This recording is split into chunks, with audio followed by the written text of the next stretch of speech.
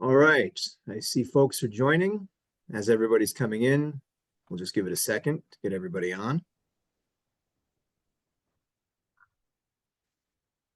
All right.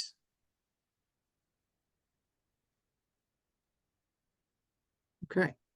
All right. Well, good evening, everyone. Thanks for joining us today to learn about the University of Medicine and Health Sciences, or UMHS.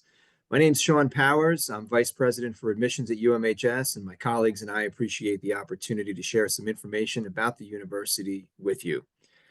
First, I'd like to note that if you've not yet applied for admission to UMHS, applications are being accepted and processed for this spring of May of 2025. Just 6.5 weeks from today, you could be experiencing what you've been working toward for so long, which is day one of medical school. So if your plan had been to start medical school this September, but you've not yet been given an opportunity to do so, talk to us. We may still be able to provide that opportunity for you as soon as this May. Likewise, if you were trying to get into med school for last fall, this past September, and again, things didn't work out for you, we're accepting applications not only for this spring, but for this fall as well. So we've got options for you, and you'll hear about that during the course of the presentation this evening. Now, as some of you know, we run monthly webinars to present the UMHS program in great detail, and we always have great questions from our audience. So as we move along this evening, feel free to type your questions into the Q&A area where we will answer them individually, while asking our panelists for their perspective on a few as well. So helping out behind the scenes and handling many of those answers is my colleague, Sham Daria. Sham's the Director of Enrollment Management. And there's me as well. We'll flash this information up on the screen a little bit later too, so you can grab it. So with all that, I'm excited to introduce our panelists who are joining me this evening. First, our Assistant Dean of Student Affairs, who's also Associate Professor of Molecular Sciences and Chair of our research program, Dr. Craig Eyre. Dr. Eyre, good evening. I know I mentioned I was going to go to our alum first, but I want to make sure I introduce you first. So good evening. Yeah, you totally threw me on that one. I wasn't prepared. Hello, everybody. How you all doing? I'm glad you could join us this evening for our Q&A. I'm happy to chat with you about any questions that you might have about life on the island, what our academic program looks like, how we transition through different phases of our education, or if you've got questions about how we handle things like research during the basic sciences. Just to tell you a little bit about myself, I'm a Canadian from the East Coast, an immunologist by training who accidentally found himself a geneticist as part of that. So I wear a couple of different hats in the molecular sciences department, and you see me a whole bunch through the first year that you're on St. Kitts. So again, thanks, welcome, and thank you for being with us for part of this evening. We definitely have to get that headshot updated. That really is him on the screen. So just so you know. Also with us, we have the Director of Operations for our bridge semester up in Portland, Maine, which you'll hear about. And he's also the Associate Director of Academic Support and Learning Development, and that's Dr. Matthew Michaud. Good evening, Dr. Michaud. Thanks for being here. Good morning. Thank you for inviting me and letting me speak. The Maine semester is an interesting part of the program. We had a snowstorm yesterday that started at noon unexpectedly, and we had 5 inches of snow by 5, and it had completely melted by this morning. So things move fast in Maine. They move fast academically, and it's truly uh, uh, an experience that I know that students enjoy as they go on and prepare for their clinical and residency. Thanks, Dr. Michaud. I think people in the audience were thinking, well, wait a minute. Wasn't this a medical school in the Caribbean? And then they come on and they're hearing talk about snow up in Maine. So it's definitely, there are different facets to the program for sure. So thanks for being here. Also with us, we've got a real live current UMHS student now. She's in the midst of her clinical rotations, originally hailing from Memphis, Tennessee. I'd like to introduce you to Allison Shipp. Good evening, Allison. Good evening, everyone. Again, my name is Allison, born and raised in Memphis, Tennessee, and I am blessed enough to currently be home around family and friends. I am currently dedicated in my dedicated Step 2 study window. And I'm the ARP student ambassador. I have a bachelor's of science in food science and technology from UT Knoxville and a master's of biomedical sciences from Mississippi College. So I was once in your seat not too long ago. I understand the benefit of these webinars, and it is my hope that this webinar proves beneficial for you. I am open to answering any questions about the student experience, how I studied, what I packed, why I came to UMHS. Any question, I am more than welcome to answer.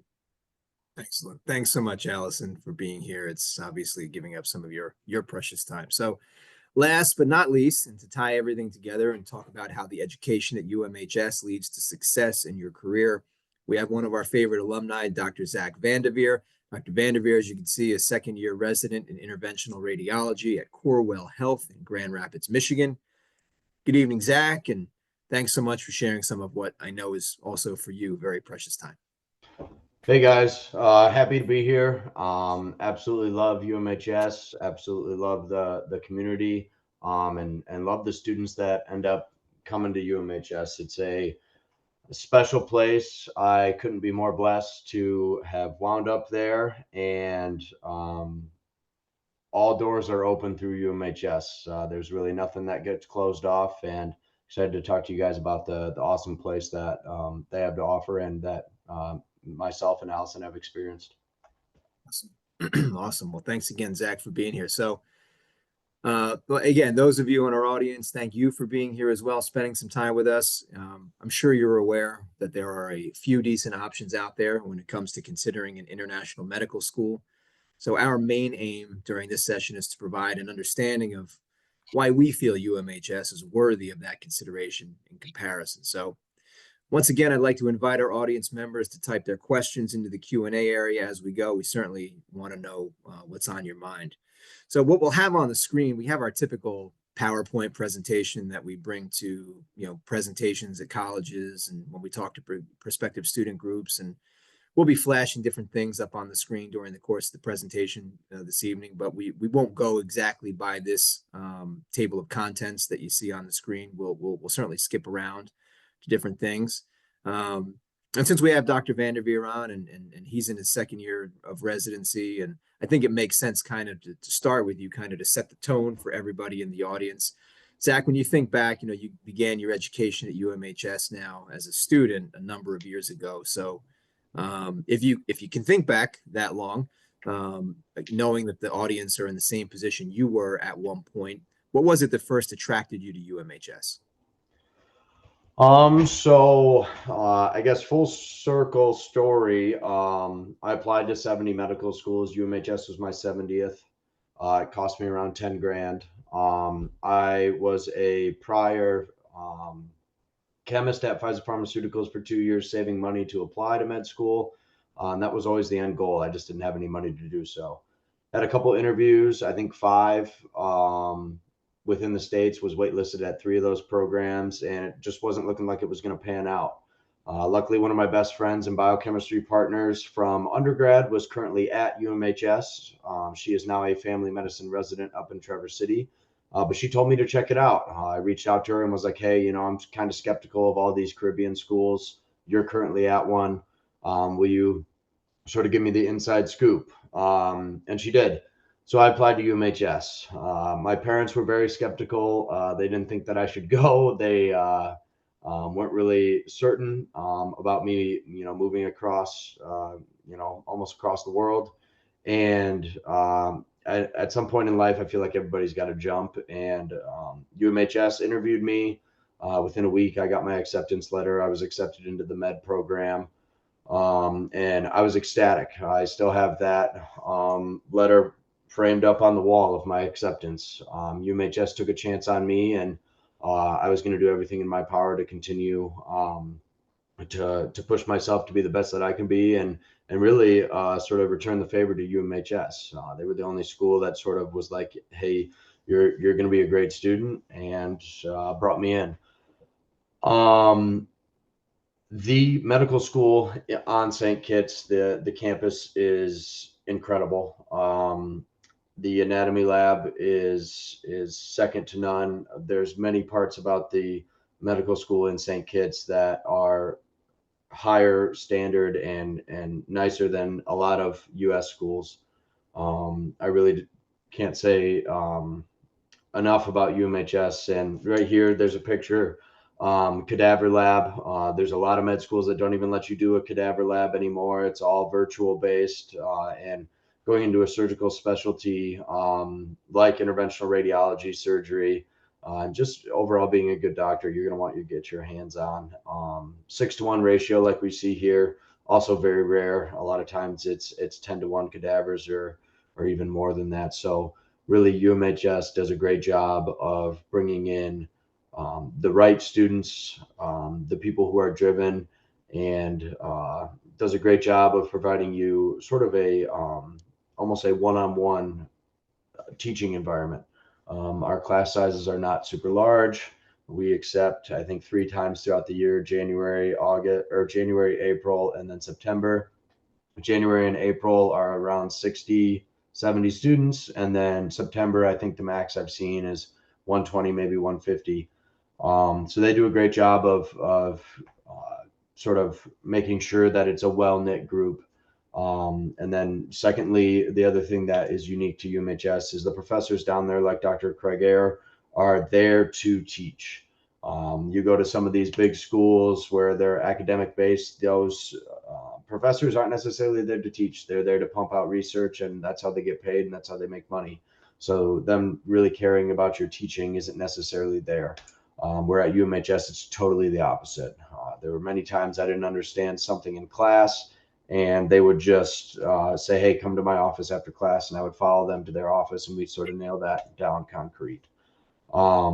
Other than that, we'll sort of follow the prompts here. I'll let some other people talk, and we'll let Sean sort of dictate how we go.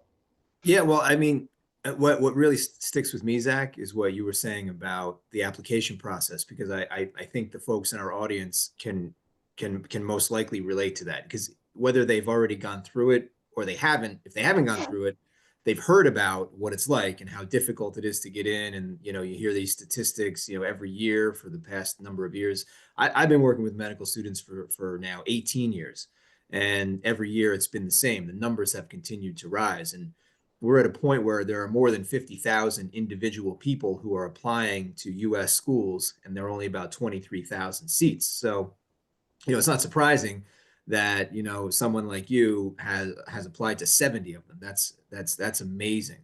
And you see the numbers here that are as of this past year. So this is what you're up against when you're applying in the U.S. and it's the same deal in Canada. It's very difficult to get in, and of course, what you're doing is you're just trying to find a place that's going to give you an opportunity. And so what are the medical schools doing? Well, the medical schools are comparing you to all the other people that they're dealing with. And you applied to 70, you're on the higher end, but the average student is applying between 20 and 30. So, and as you mentioned, it gets expensive, it gets difficult. You at least had a few interviews to give you some hope. Many people aren't getting any interviews after applying to all those schools. So, the medical schools are comparing you to everyone else who is applying, and they're trying to make decisions. And in that same vein, I wanted to ask you this, Zach. You still have to come through the same process for clinical clerkships, for licensing exams, the residency process. The international piece of this is actually a very small piece of it. When you look at it, it's less than half of the program. So sometimes prospective students get caught up in the international aspect of it. Here it's 16 to 20 months, and that's the international piece of it. So really what I'm leading to here is a question about how you compare, how you felt you compare, because when you come back to the US after the basic science program, the first 4 or 5 semesters at UMHS, you do our bridge program in Portland, you move on to clinical rotations, and you're in teaching hospitals in the United States. So you're rotating with people who were applying and did get in, whereas you didn't. But here you are, literally working right next to them when you're back in the U.S. And the same thing for residency. You're applying to the same residency programs as students that are coming out of U.S. programs. So, I want to ask you, how well prepared did you feel coming out of UMHS compared to those folks at each of those different levels, knowing that they were coming from medical schools in the U.S.? And how did it feel competing with them for residency positions? You're an interventional radiologist. That's not a very well-known, specialty far and wide. Probably people in our audience, some people haven't heard of it. So can you talk about some of that? Yeah, for sure. And I'll just go back and sort of reiterate, me as an applicant going into med school, I was a college soccer player. My GPA was a 3.9. My MCAT was, I think, right below or right at what you needed to get in, and it just didn't happen for me. So once again, for whatever reason, it didn't work. But UMHS, in comparison, when it comes to clinicals, I guess blanket statement here, anywhere you go is going to teach you the same medical knowledge.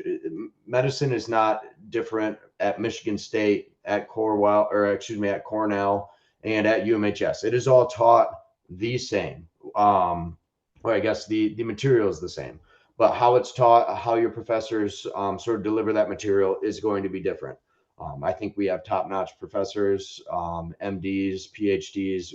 We have great professors. I think one thing that really sets UMHS apart from not only US schools, but also Caribbean schools is that 5th semester in Maine, or that additional semester in Portland, Maine. That is a time for dedicated step one studying. That is a time where we have a bunch of, I think it's an old office building that is purchased by UMHS, where we have standardized patients that you are going to see as a doctor. These patients have illnesses, appendicitis, ectopic pregnancy, things like that they are portraying with symptoms that they have. You are sort of delineating what tests you want to get, whether you're in a family setting, whether you're in the ER, things like that. And we sort of role play all of these things for a full semester. So you get very good at physical exam findings, sort of rerouting your brain from thinking about all your didactic material to, okay, these are all in my toolbox. Now let me see what I need to grab to help this patient. And having a month of that along with step one dedicated studying separates us from the pack very, very significantly, or at least I thought it did for myself. Going on to clinical rotations alongside people from Michigan State, Johns Hopkins, Nova Southeastern from Florida, Michigan, a ton of medical schools in the US throughout my rotations. I was in no way, shape, or form less. A lot of times the attending would ask a question. The med student that was working with me did not know. And fortunately, from my training at UMHS, and especially in the main semester, I knew what physical exam findings to find. I knew, what right heart failure looked like, different than left heart failure. I knew the physical exam findings to look for. And that was all ingrained in me back in Maine. So when it comes to us comparing to other schools, Caribbean or US, I think we stand out, and it's definitely being shown. We are matching ortho, we are matching radiology, we're matching interventional radiology, a ton of IM, a ton of peds, a ton of family. It is showing that UMHS is starting to gain track, or sort of gain tread, and it's only going to go up from here. Zach, I just want to jump in on this one just to emphasize this point. Yeah. Like, Zach here is talking to you guys about where we match. Zach is one of our graduates and matched into what I believe is still the most competitive specialty in medicine, interventional radiology. There are a handful of individuals who match there in a year. You're talking about fractions of the numbers that match into things like neurology. So students from UMHS are capable of matching into any specialty that you have an interest in. You get out of the program the work that you put into it. And Zach was a student of mine from pre-COVID. One of the first classes I ever taught was his class. And I can tell you there's nobody who worked his butt off more in the sessions that I had. And it's the ultimate payout, because you can see you get what you give into it. Excellent. Well, let's stick with the student perspective then. We've got Allison on, who's in the midst of this right now, what Dr. Vanderveer is talking about, being on the other side. So Allison, can you talk about how similar or different your experience has been as a UMHS student compared to what Zach was talking about? And I guess in particular, for you, why is UMHS proven to be the right place for you, and why should those in our audience consider following in your footsteps? Okay, sure. So first, I'll tell you a little bit about how I ended up at UMHS. So I mentioned earlier that I have a master's of biomedical sciences. And during my master's program, of course, I was in the process of applying to US schools, had never really heard of Caribbean schools, didn't really know what to expect with Caribbean schools. And I attended a presentation. There was a representative from UMHS that came to my school to do a presentation during our Caribbean School Week. And I knew the school was coming. I took the initiative to research, scour the website, find out what I could on my own, have a list of questions prepared, and I attended the session. And Earl Maynor was actually the one that came out and spoke to the students there, and he was wonderful, answered all of my questions. One of the things I really wanted to do was to speak to a current student, and that's why I'm so passionate to act as the ARP ambassador and to speak to students that would like to speak to someone, because it was imperative for me to hear from a student's perspective. So I was able to be put in contact with 2 students, and they gave me their perspective of UMHS, what the class sizes were, how the professors were able to relay the information to them, if it was information in a process that would stick for students, or if there was a lot of self-study. And I realized that the class sizes were much smaller, which is what I wanted in a medical school program, is what I was used to in my master's program. And everyone that I reached out to was more than happy to have a conversation with me whenever I needed to. They would respond via phone call, text message, email. And that was very important, because sometimes when students reach out to programs, they're not really receptive to the students and don't really give them anyone to speak to. And that was very important for me. So I definitely wanted to find a program or a medical school that had a program such as ARP. That was one of the things that I saw on the website that I was drawn to. It was something that I had looked at in other schools, US schools that have similar programs, and I knew that that was the program that would be best for me. So once I got to UMHS, I entered through the ARP program, and it is really a great program. I honestly wish all students could enter through ARP, just to make sure you have the foundational basic sciences information that you need. In addition to preparing you for academics, they also teach you how to make sure you are taking care of yourself. A lot of times as students, I think we're so pressed to make sure that we are doing well, academically, that we forget that we're still human and we have to take care of ourselves in order to take care of others. And the support that we had at the ARP program was pivotal for me, especially with relocating. I relocated alone. I didn't come with other students. And so it was great to know that someone was looking out for me and worried about my well-being as a student and as just a human being.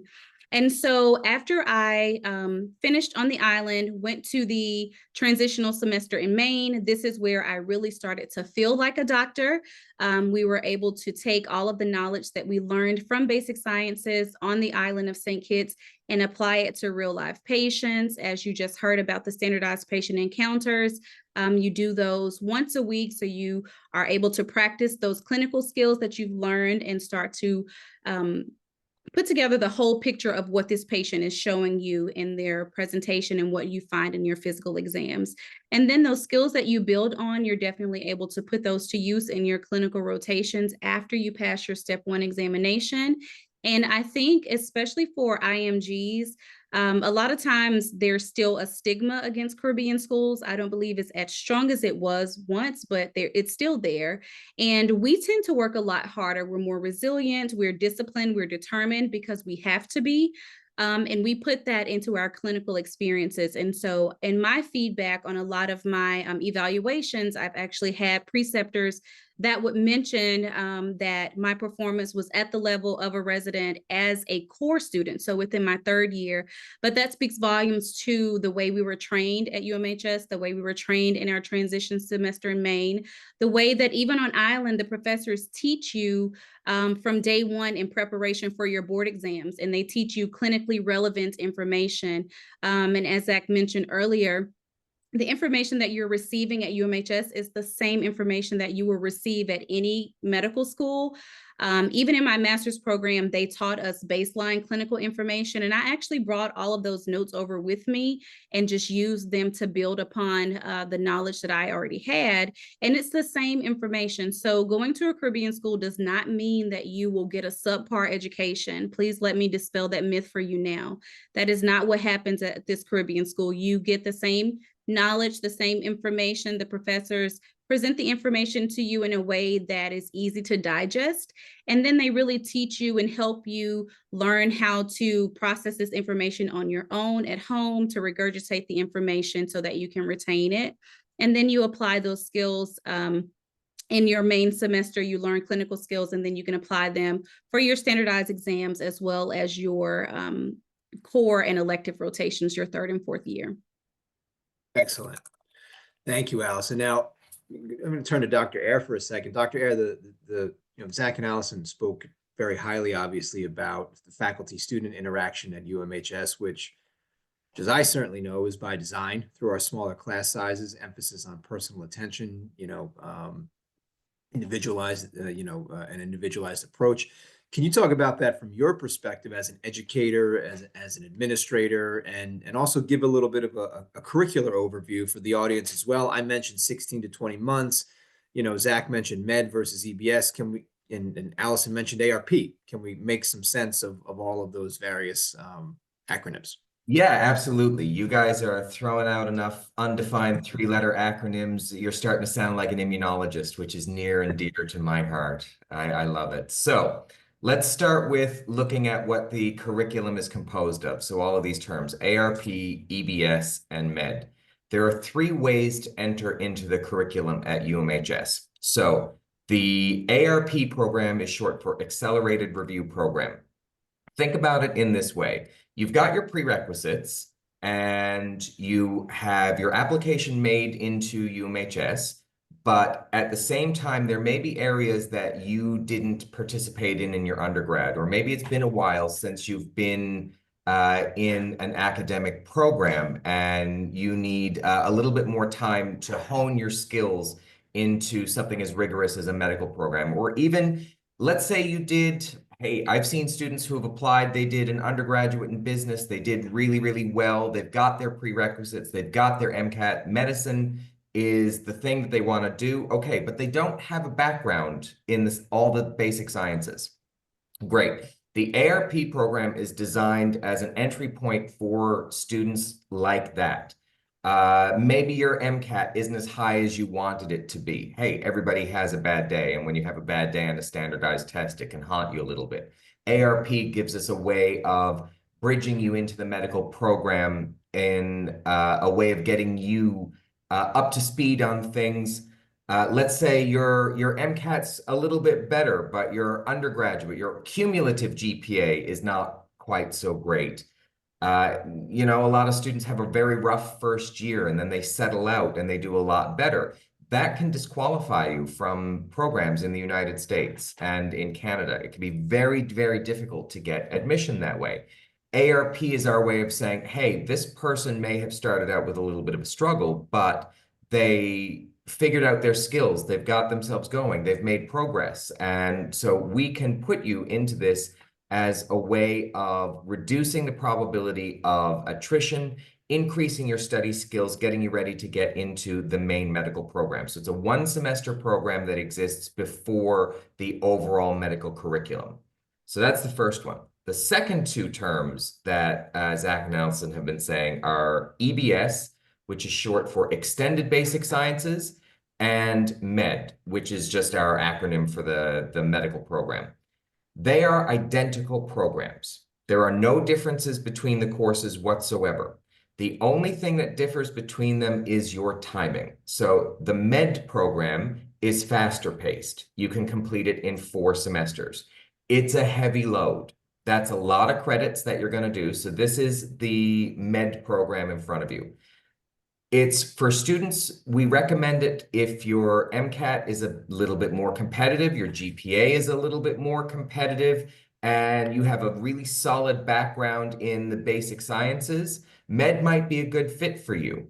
Okay, so this is one option. It moves you through the program in 4 semesters. So to give you a quick rundown, semester 1 is what you should consider as the fundamentals of medicine. So we start looking at anatomy, which is the structure of the human body. We look at histology, which is the structure of tissues.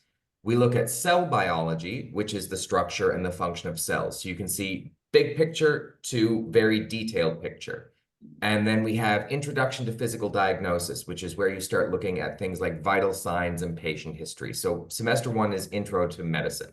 Semester 2 is your foundational sciences: biochemistry, immunology, genetics, physiology, and epidemiology. Those are the fundamentals that the later courses all depend on. So this is going to teach you the fundamentals of how metabolism works, about how you get sick and how you get better from infection, about how things move from parents to children, and about how diseases present in populations. So it's the fundamentals of medical practice. Semester 3 is where you start looking at disease and treatment.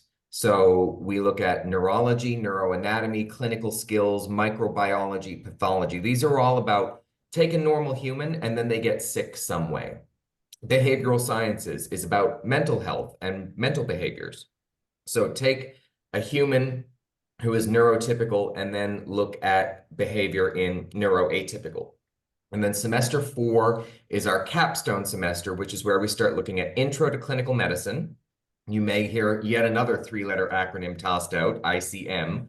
So Intro to Clinical Medicine is where we start introducing you to the hospital. So you start to do rounds with physicians. You start to present case reports. So you saw a patient and you're going to talk about what you saw, how they were diagnosed, what kind of lab results they have.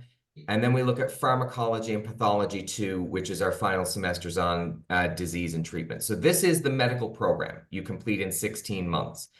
By the time you leave the island at the end of those 16 months, like Allison said, you're punching way above your class weight, because we've already got you into the hospitals. We've already got you taking patient histories, and we've got you so well grounded in what people call the USMLE Step 1 exam is the 3P exam: pharmacology, pathology, and physiology. And all of these courses are designed to support that 3P exam. Okay, so that's the 4-semester version. The 5-semester version, Extended Basic Sciences, take the exact same courses. We just remove 1 course per semester, and instead of 4 semesters, you complete it in 5 semesters. It's by far the most popular of the options for our admissions because it's much more flexible. It gives students time to really master the subject material. It's not necessarily the same level of fire hose that you have to drink from, but you get excellent mastery and excellent time to develop those study and test-taking skills. So that's the 3 ways that we can come into UMHS. So I'm a professor on the island. I've been working at UMHS for about 5 years, and my background is kind of a hodgepodge of different specialties. So my primary specialty is I'm an immunologist. But as an immunologist, I've worked in a hospital setting, which is a lot of exposure into pathology. So I teach in parts of Pathology 1, Pathology 2 subject material. I'm a genetics individual. I don't want to say genetics expert, but I'm a genomics expert. I'm somebody who's looked at the entire genome of organisms and how that contributes to disease. So that's also physiology and pathology. So your professors are experts in some very, very medically applied areas. It's not just they got a PhD or they got an MD and now we've stuck them in a classroom. These individuals that are teaching on the island are experts in diagnostic medicine. They're experts in physiology. They're experts in disease treatment and disease recognition. Individuals who run hospital labs, individuals who run hospital departments. So they've decided that the thing they're most passionate about is being in the classroom with people. So I could have been a researcher. I was. I could have worked in clinical trials or in diagnostics. I did. But the thing I enjoy is teaching. And so being in a classroom is sort of what I feel as my calling. That's common for the professors on UMHS. They've all decided to be there because that's where they want to contribute their time. So our classrooms are smaller in terms of the number of students that you might see in a traditional medical program. In a traditional med program, it's very easy to get 100 students plus. That would be the maximum size that you would be looking at UMHS. More typically, we're looking at in the 50, 60 range. I get to know my students. I spend on average about 3 times the amount of contact time with my students than a university professor on the mainland. So I teach about 3 times more than a university professor on the mainland. And I'll tell you a little bit of a anecdote, funny story that's going on right now. We have 2 visiting professors that are here on the island with us. And I'm really privileged that they're here because they were actually my professors when I did my undergrad. So I'm absolutely thrilled that they were here. We went out for drinks on Friday and some dinner, and I asked them how they were feeling about their first 2 weeks, and they said 2 things. 1, you guys don't pull any punches. This curriculum means business. So hearing that from the people who taught me, that's a mark of pride for me. I was really thrilled that that's how they felt about what they were teaching. And the second one was, you guys work hard. You guys put in a lot of hours. And so they've taught more in the 2 weeks that they've been here already than 5 weeks of their own courses at home. So you get huge amounts of contact time with your professors. What that allows you to do is develop a relationship with them. I've learned the study habits and the study skills of most of my class. I know their names. I know the things that they're struggling with. I know when they book office hours with me, the kinds of things that they're going to come and ask me for. And I do in-depth tutorials with them. And one of the things that I like to do most is I sketch things. I draw absolutely everything. I'll grab any scrap of paper I can find, and I'll draw a diagram for what we're talking about. And then those diagrams walk out the door. And I've always wondered how many different papers I've created are out there in the universe with different students. So everybody has a different way of approaching how they want to do their one-on-one teaching time, but every faculty member has dedicated office hours every day. We all have drop-in hours. We all work small groups. So the amount of time that you spend with your professors and your peers is way up, which leads to a much deeper and much more accessible education experience compared to a mainland university. And it's all amazing. And thank you, everybody. Keep the questions coming. We've got quite a few of them as we're talking here. This is excellent. So don't go too far, Craig, but I'm gonna ask for Matt for just a moment, because you certainly talked about your experience in the teaching in the basic science program in St. Kitts. Now, Matt, you're up in Portland, and I don't want to go fully into the Portland program just yet, but maybe we can just talk a little bit about your experience at that point in the program and your experience as a learning specialist and how we support students in a more general sense. Sure. Sean, one of the things that I'm privileged to do is I get to meet with students who have transferred from another school into the UMHS program. And one of the things that I find is they say, we didn't have a position like yours at my last school. And they said, it's so welcome. What I'm looking at doing as a learning specialist is I'm looking at upping the people's level and how they understand about what they're learning, new skills and learning self-management and learning discipline to keep up with the pace, but they're mixing everything together.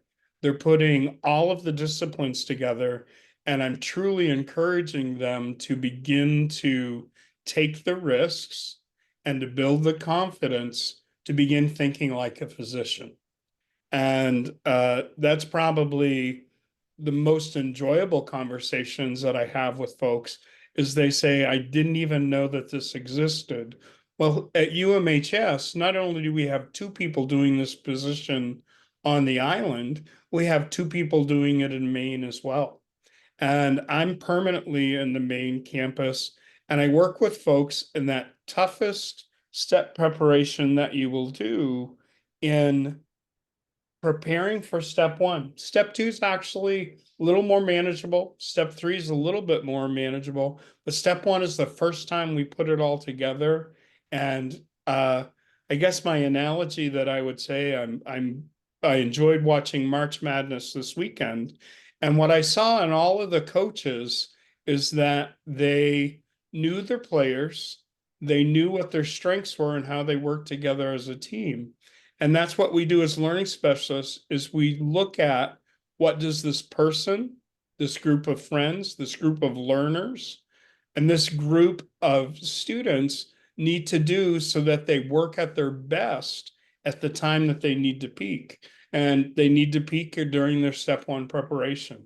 And in most of the medical schools, match week last week is a really happy time when we see success. But I get success from students every Wednesday when they finish their step exam, they get the results back and they say, oh my goodness, I passed.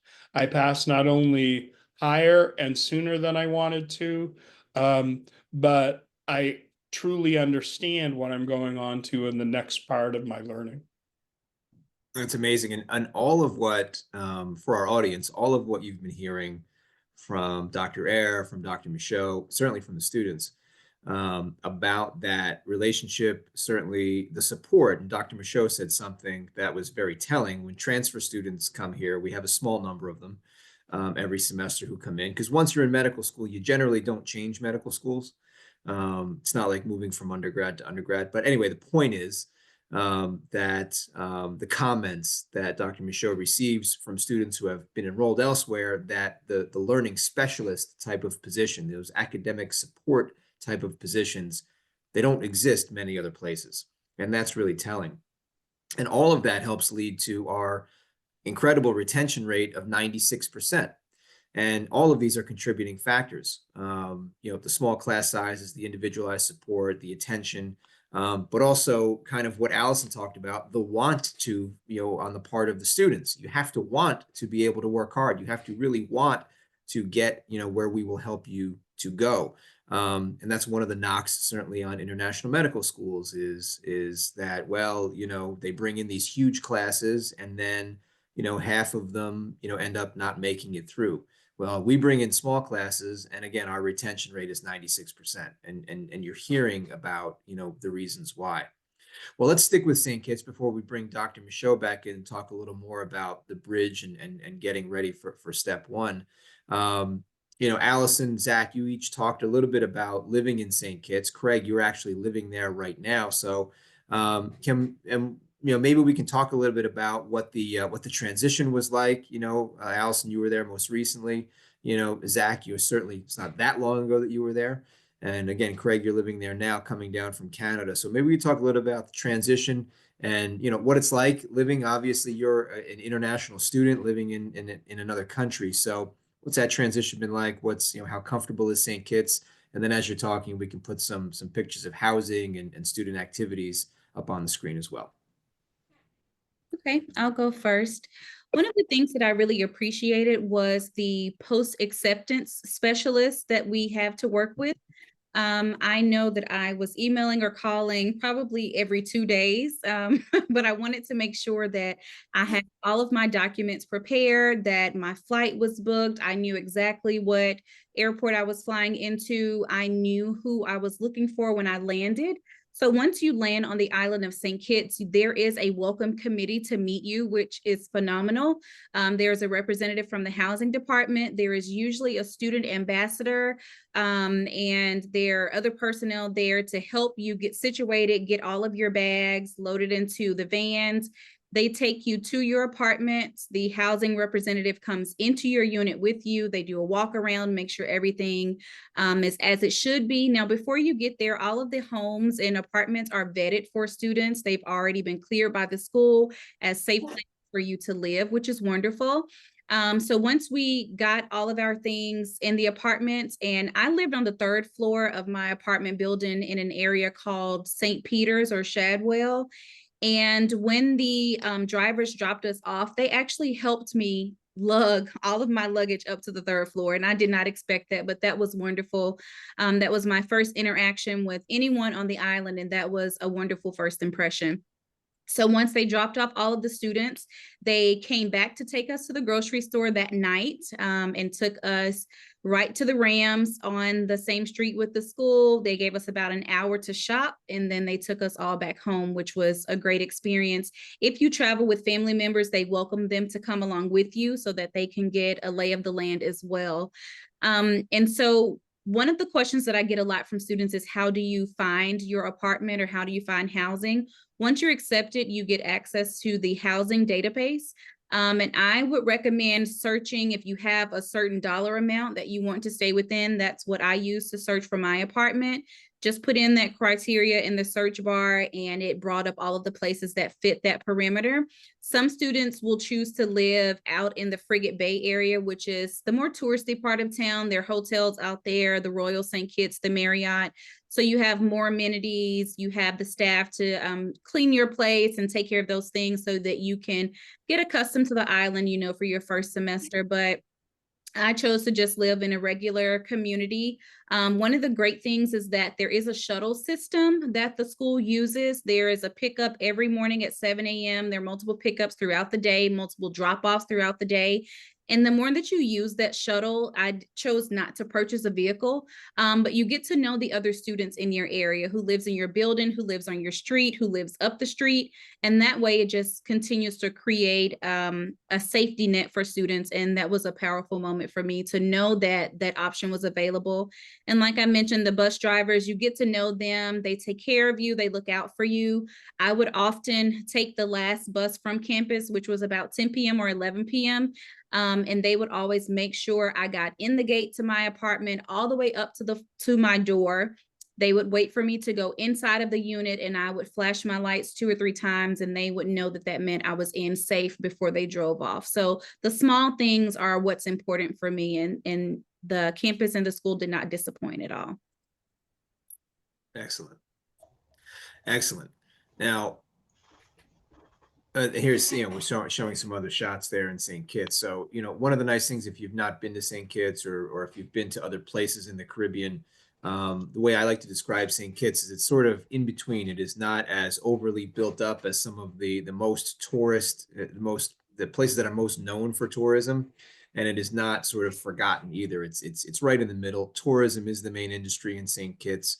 There are other international universities that are in St. Kitts, so there are a number of people who are expatriates from the U.S. and Canada who are retired down there. There are people coming from different parts of the world vacationing there, buying second homes. It's a really beautiful place. It's not completely overrun with tourism, which is really nice, and it's still comfortable for students. A lot of great places, and because there are, again, not just our school, but there's a veterinary school right next to us. They're very used to catering to a North American lifestyle. And so great restaurants, a lot of fun to be had in the few moments that you have where you're not studying and working toward your ultimate goal of earning the MD. So Now, go ahead, Craig. if I jump in, just to give you a little bit of perspective on the island. So I've been here 5 years, and I spend part of my time now on the island, part of my time on the road, speaking at different universities. But St. Kitts itself is about 70 square miles, give or take. So if you're looking for a good comparison, there are some towns in the US that are kind of bigger than that. The population total of the island is about 35,000. So it's a mid-sized town. The island that you're seeing here in this picture, this is actually taken from the very end of the island at the Park Hyatt Hotel, and we're kind of looking southwest. That's actually the neighboring island of Nevis. So Nevis is part of the same country, but it's got its own kind of culture and dynamic.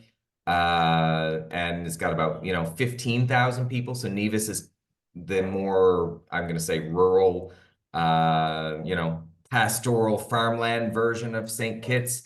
A little bit less tourist, a little bit more of the local flavor from before tourism was a big thing. But tourism is a big part of St. Kitts. So we have people from all over the world who come and go constantly. St. Kitts is hoping to look at about 1 million visitors to the island in 2025. So that would be sort of the high water mark. We had 4 cruise ships in port today. We had the biggest one in the world down there today, which is Icon of the Seas. So if you want to go down after school and walk around the port, when the shops are open, the restaurants are open, port days are always a lot of fun. So, the cruise season is big time here. This is a restaurant called Marshall's. I used to actually live next door to this restaurant. In the second year that I was here on the island, Marshall was my next door neighbor. I used to watch him get up at 5 a.m. every day. Marshall drove around the island. He did a complete circuit around, and he stopped at a variety of different fishing villages that are on the north side to see what was fresh. That's what he'd bring back to the restaurant, and that was what was on the menu for that evening. So you get an experience, a very personal, a very intimate experience living here, because you don't see those kinds of things in other places. You don't have those kinds of connections with people in other places. Marshall was one of the nicest guys that I ever met here on the island, and is still good friends with President Ross. So you see a community here. You become part of a community here. And I think that's an experience that you don't necessarily get going to other places. And it's a really wonderful 16 to 20 months, but it's just that when you're looking ahead at it, and it's something that's a new experience, and you have a lot of questions about it, and it seems like this massive undertaking. It's really a year and a half, and it's when you look back, you realize how quickly it goes. So let's switch gears now, because everything that's happening in St. Kitts in those 16 to 20 months in the basic sciences is to prepare you for the second half of the program, where you'll be completing clinical rotations. And in order to get yourself there, you stop off in Portland, Maine for 1 semester as well, where you're preparing mainly for USMLE Step 1, but also doing the advanced introduction to clinical medicine, or ICM Part 2. Do you mind if I answer one question live before we switch over? Yeah, what am I missing? Because there's a whole bunch No, of we things. had a question in the chat actually that was if we were pass fail and how we do gradings. So just good one. from our curriculum. So the way that we run our evaluations, today was actually quiz day for my class. Every course has 3 exams. They're called Block 1, Block 2, Block 3. They come every 4 weeks. So you take 1 exam every 4 weeks for each of your classes. We run all of our exams on the same day. So that means you take 3 to 4 exams per day, every 4 weeks. And the reason that we do it that way is because it provides you a little bit of a simulation of what taking the USMLE is like, where you'll move from these 1-hour blocks in your exam. So we do that every 4 weeks. And then every 2 weeks, our courses run quizzes. So in the between, all of our courses run, small in-class quizzes. So you're graded 6 times through the semester, 1 big, 1 small, for each block. And then we have a final exam. So it's 7 total evaluations for every course. They are not pass fail. We do grade A, B, C, F. So 90, 80, 70, and a pass for us is set in that range. So you have a lot of opportunities to see how you're progressing, to make corrections, and to evaluate your performance. There's a lot of opportunity for that. Some other courses have lab components and practical components as well. Excellent. There you go. Thanks for grabbing that one. We're I think setting a new record with the questions, which is great. So keep them coming. Let's bring Dr. Michaud back in, because again, the bridge semester is happening there in Portland, Maine. Students progress from the basic sciences in St. Kitts to Portland for the 1 15-week semester, where they're completing the Advanced Introduction to Clinical Medicine or Intro to Clinical Medicine Part 2. And they're also preparing for Step 1 of the boards, USMLE Step 1, and we've kind of touched on a little bit of that. So Dr. Michaud, if you can just tie all that together with a little bit of a primer on what's happening in Portland. Yeah, students come in most excited for having the mock patients. Their standardized patients are actors that have learned all about the pathology and the diseases, and students love the hands-on work. They our typical setup for 15, 16 weeks is that 2 of the days will be spent doing basic science, 3 of the days will be spent doing clinical work. We have students go to hospitals, area hospitals. Students love the neuro hospital because the attendings there literally meet you at the door with a file of folders and you go spend the day with patients. And so it really ties into what we're the skills that we're building and the work that we do. A couple of the weeks that what we do is that we'll do 3 days of basic science and 2 days of clinical skills. And part of the reason that we do that is we give people a number of practice exams. Taking an 8-hour exam is exhausting. And the way that we work with anxiety is that we work with students to have them get the experience so they know what it feels like, and then they know how to prepare the second time.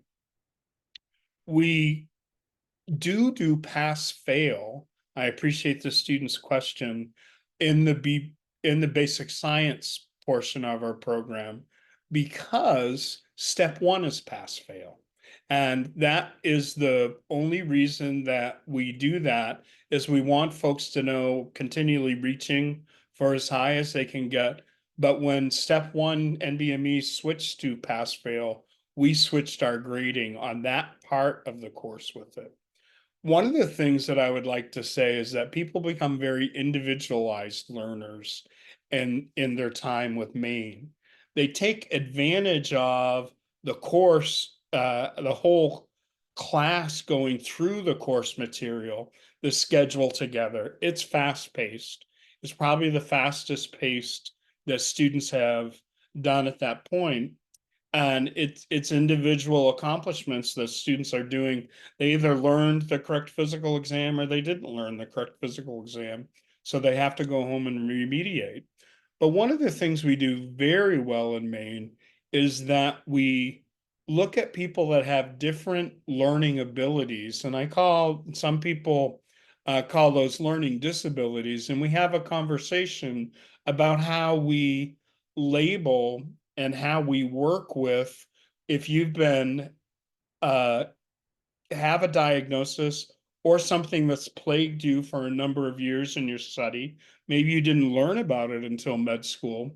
And we work with how you adjust to level the playing field so that you do your best work in this fast-paced environment. What's important with that is the folks that have a learning disability, we then begin that transfer. We can't make the decisions of what NBME will allow you for an accommodation, but we help you learn the process and create a system so that we have a smooth transition to the NBME exams. And when you get an accommodation with their organization, you get it for all 3 exams, not just the first exam, and you'll have to reapply. So it's a process that we work with. Sometimes with learning disabilities, people in med schools will say, well, go over there, they take care of that.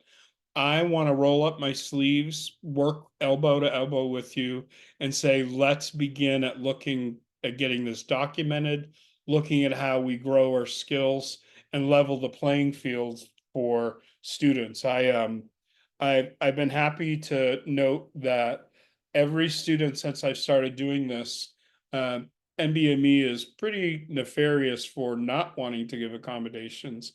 And every student that I've worked with has received the accommodation.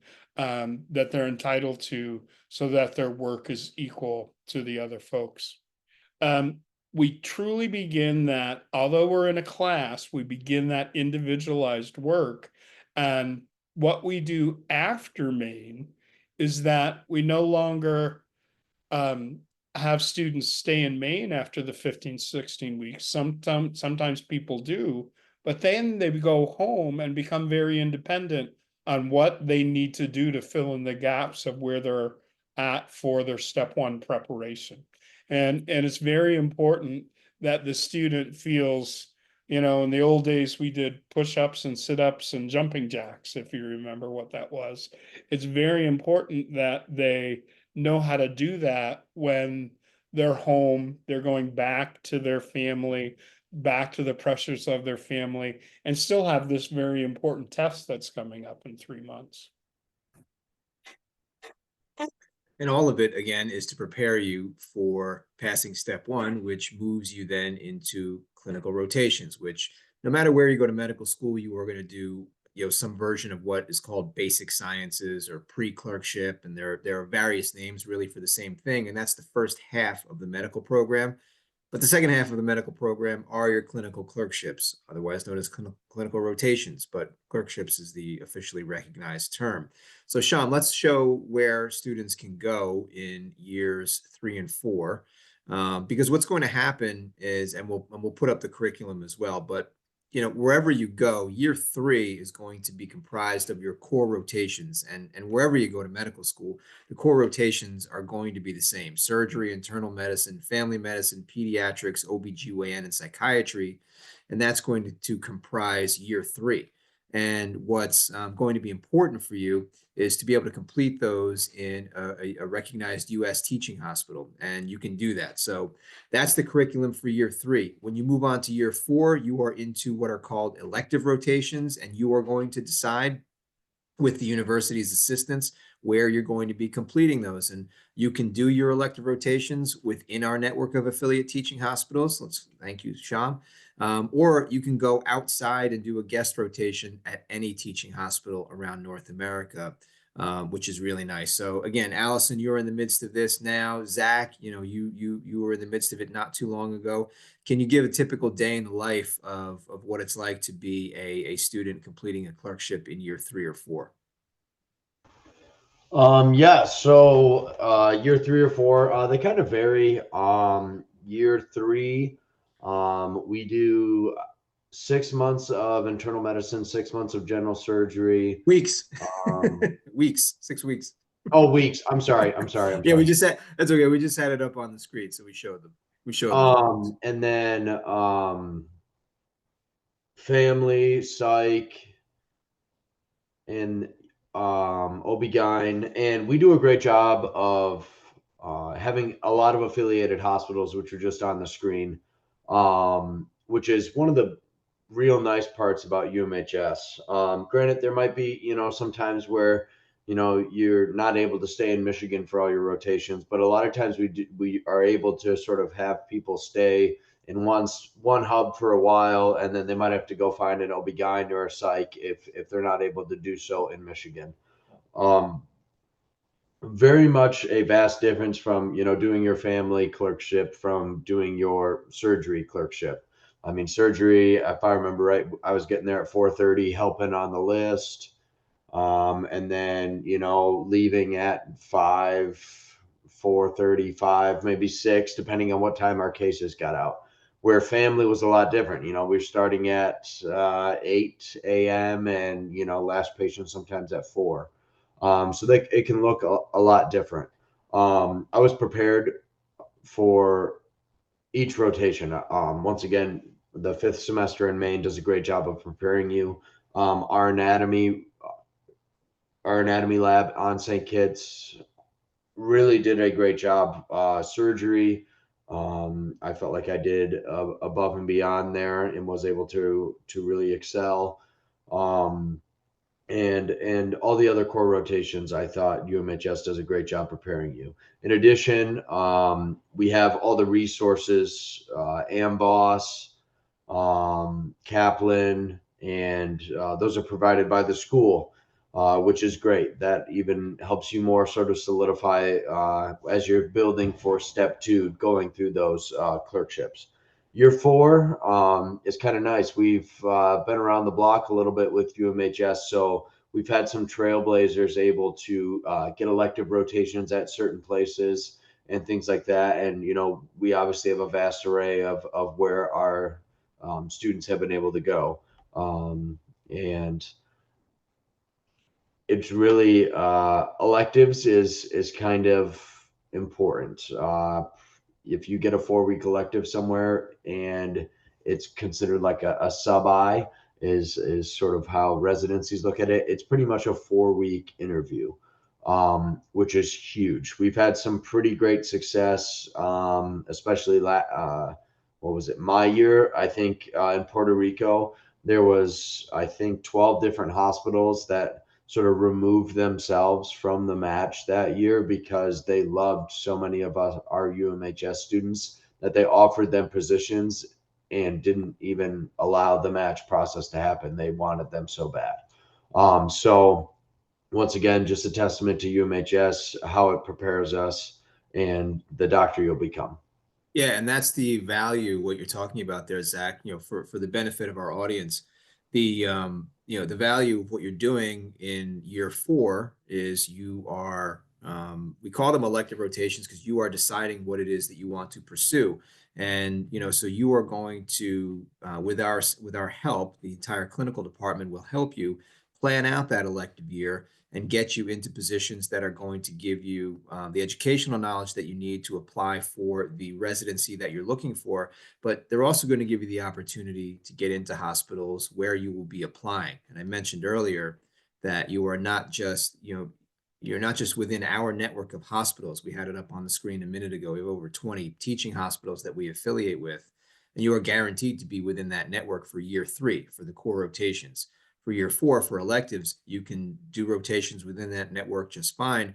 But, and this goes for, wherever you go to medical school, you have the opportunity to do elective rotations at any teaching hospital around North America. And so that's very common. And so you're going to very strategically make choices and make decisions on where you complete your elective year.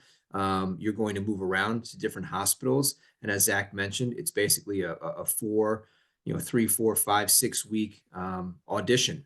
These are audition rotations because these are the places where you're going to be applying for residency. And when a residency program director receives a package from you and they review your application to be part of that residency program, they're already going to know who you are. And that's going to help get you that interview there if you've made a good impression, obviously. So that's really important. And that's something that a lot of students on your way into medical school just aren't aware of. That's part of the process. And Allison, you're in the middle of that right now. So maybe you can share some of your experience too. Sure. I agree with everything that Zach said. And it sounds like we probably did our surgery rotation at the same place because that 4:30 call time sounds very familiar to me. But one of the things that I would like to do in this space, if I could, is just provide a little bit of insight into ways to enhance your clinical experience, if that's okay.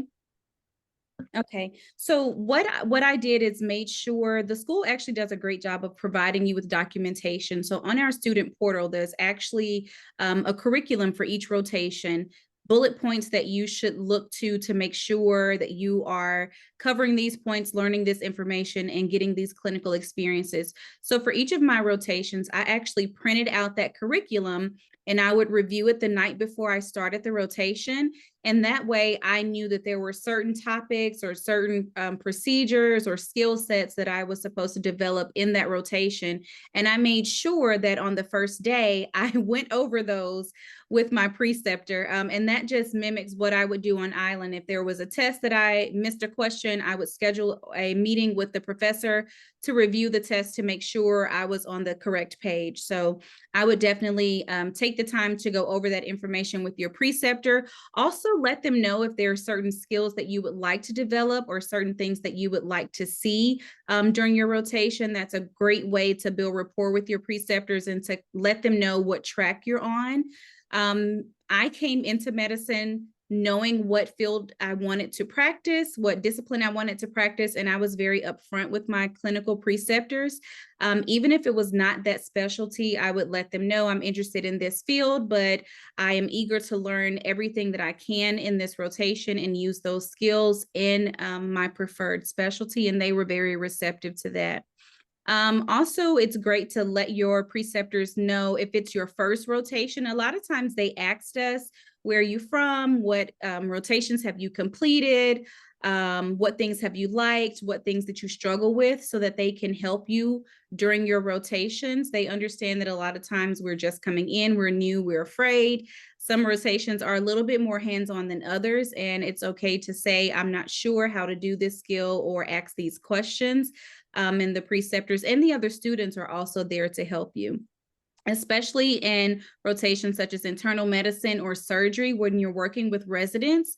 I think a lot of times we're afraid to work with residents just because we don't really know what to expect. And we hear the stories of how residents and your attendings will pimp you and, by asking you difficult questions in front of the group. But it's actually a really good learning experience, and it just forces you to prepare more and make sure that you have the information under your belt and you're ready to go. Excellent. Thank you, Allison. If ahead. you don't Go ahead, mind, Craig. just to jump in on that one, do you mind if we go back one slide to the map for our rotations? Back to the map. Perfect. So we've gotten a lot of questions this evening about where we can go, what we can do, and what happens to you after you have completed your rotation. So something that I want to point out here, if you look at this map, you can see that our rotations are literally all over the map. East Coast, West Coast, North and South, we have our rotations in Canada.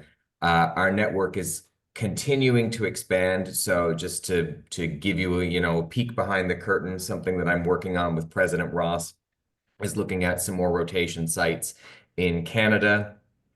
We are constantly looking to add new hospitals to our network. So we have a number of sites here that are available to you.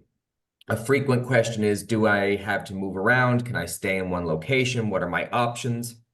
That's really your decision kind of a thing. Some students like to stay in one place. They know what they want, they know where they want to be, and so they essentially stack the deck to make sure that they are a known member of that healthcare community. Michigan, for example, is a really popular spot for us to do that. Because we have a lot of networks that are in through Michigan, and a healthy number of students come from Michigan for us. So as a good example, because they know they want to practice at home, they do their cores and their electives in the same area. Some people like to hop around. They like the diversity of experience, and so they get into as many different hospitals as they can.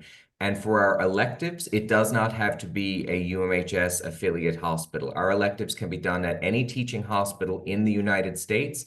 We have a dedicated office that exists for helping you to find those locations, make the introductions, do the paperwork. Here's my big advice to you. Both Allison and Zach have said it in their chats.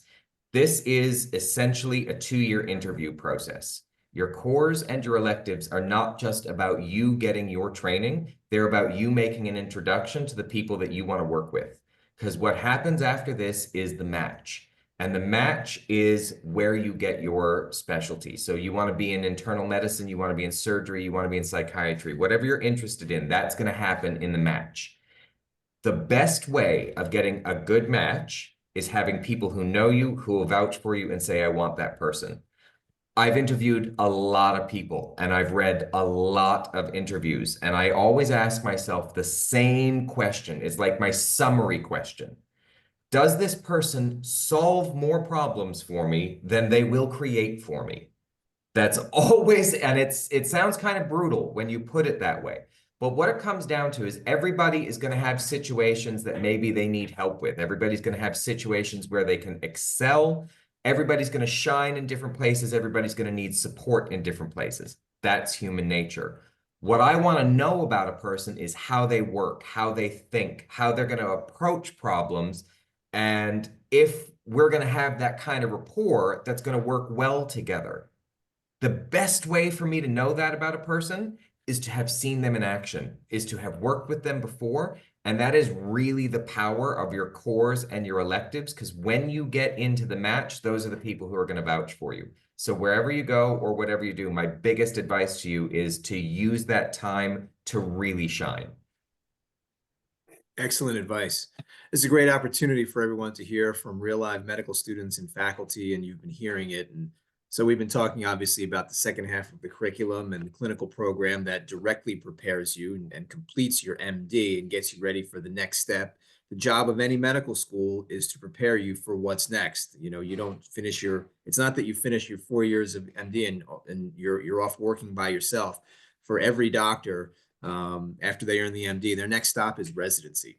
And as Dr. Ayer talked about last week was Match Week, which is the biggest week every year for medical students. It's what they work toward for so long.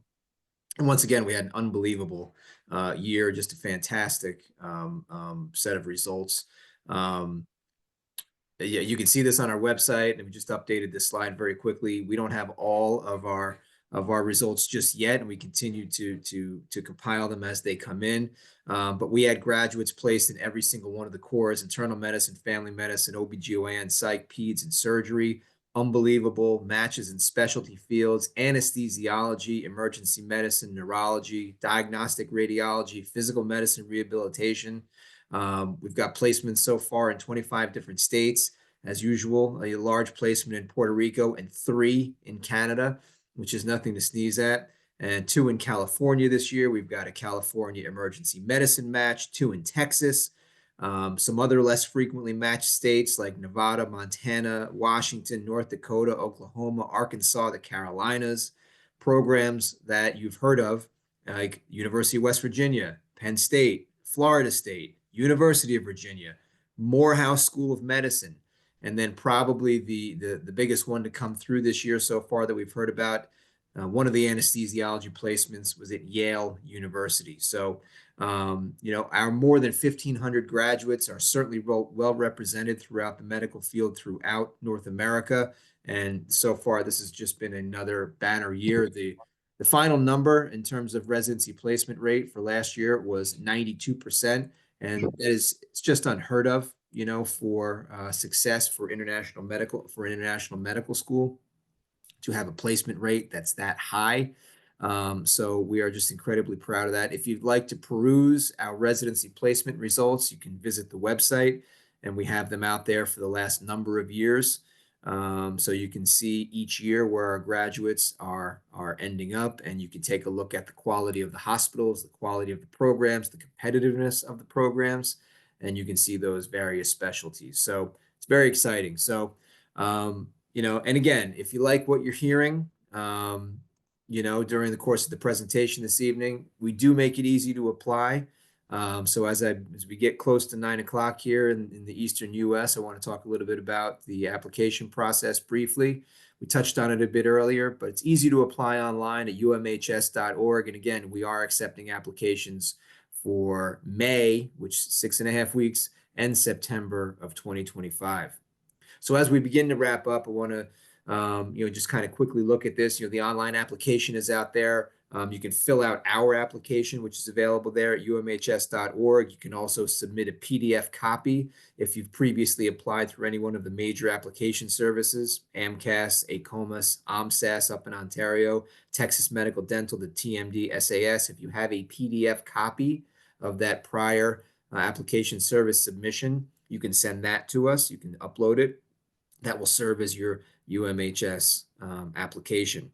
We have a specific slate of pre-med prerequisites, and if you are in a pre-med track, a quote-unquote pre-med track at an undergraduate institution, this is pretty similar to what you're already working toward. That's a year of introductory biology, Bio 1 and 2, a year of introductory chemistry, Chem 1 and 2, a year of organic chemistry 1 and 2, and if your track only has only one course in organic chemistry, we can use a biochemistry to fulfill the second part of organic chem. We need 1 semester of physics, a couple semesters of English, and we need a math, which is going to typically be calculus or statistics. Those are the common prerequisite courses. We'd like you to go all the way through, certainly, and get your bachelor's degree, but no specific undergraduate degree or undergraduate field is required. We'd like you to submit a CV or a resume so we can see what you've done to prepare to go to medical school, 2 letters of recommendation, or more likely, a committee letter from the pre-med committee at your undergraduate university. The MCAT is required if you are a citizen or resident of the United States, or if you have completed your undergraduate training in the US. If you are Canadian and have done all your academic work in Canada, or if you are otherwise an international student, the MCAT is not specifically required. Once your application arrives, everything happens on a rolling basis. And as all of your supporting credentials arrive, we do a preliminary review to determine if we can interview you. We try and interview as many of our applicants as possible, and typically we interview about 8 out of every 10 applicants, because the best way to find out if you're a fit for our program is to get to know you. Many of the medical schools you're applying to interview literally 6, 7, or 8% of the applicants who are applying to their program. They have 10 times as many applicants. It's not practical for them to interview all of them. We're a little bit smaller. We can interview students and really get to know them. After the interview, which is done virtually, just like we're talking right now, in a few cases, you'll meet face to face, but that's really up to you. Most interviews are happening virtually these days. Certainly in the post-COVID era, that's very common. Once the interview is complete, the admission staff member who interview you will put together a summary of who you are as a candidate, send it to the members of the admissions committee. I should note that even though that I'm the vice president for admissions, I don't make any admissions decisions. All admissions decisions are made by our faculty. It's a committee of 9. They meet, they make decisions, and we get those decisions back to you in a very quick manner. The decisions are what you see on the screen. It's acceptance, and if you're accepted, you'll either be placed into the standard 4-semester basic science program or the 5-semester extended basic science program. Or you may have an offer to begin in the accelerated review program that Allison talked about. And some students, unfortunately, we don't feel that the timing is right for them, but we will give you feedback on why you weren't offered admission or ARP, and we'll give you some marching orders, things you can do to improve your candidacy, and you can come back around and apply again. And again, in some cases, unfortunately, some students certainly are denied. Let's put the ARP slide back up there, Sham, because I know Allison talked about this earlier. So students who aren't directly accepted to the university, some students are offered the opportunity to come in through the accelerated review program, which is a 1-semester, 15-week program, which can be done online or on campus. You have the choice to do either if you are offered this option.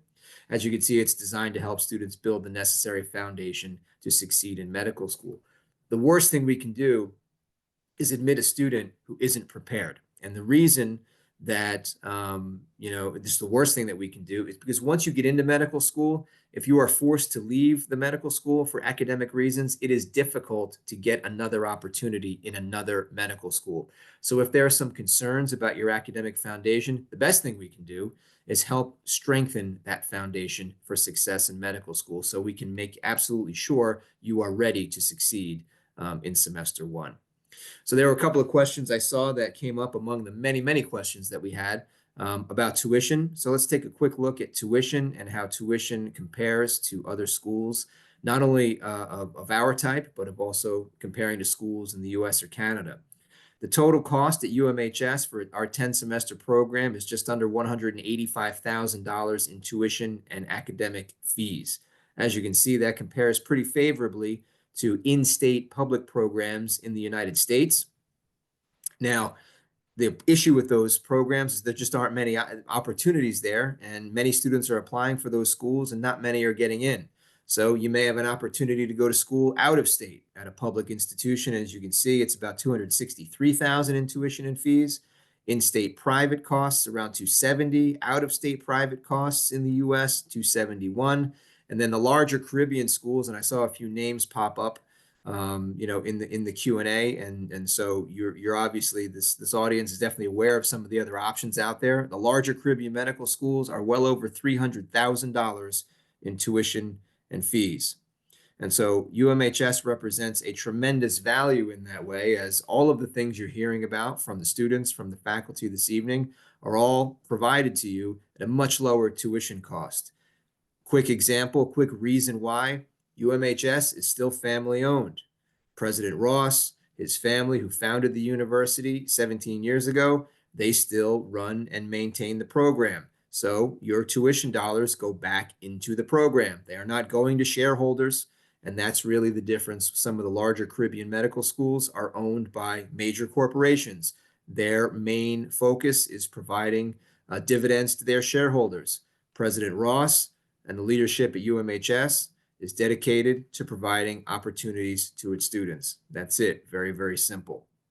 There is financial aid that's available for students. We are part of first of all, there's scholarships available that you are, as an applicant to the university, you are automatically considered for. You can see the Founders Scholarship, $14,000 in total, broken up over 10 semesters.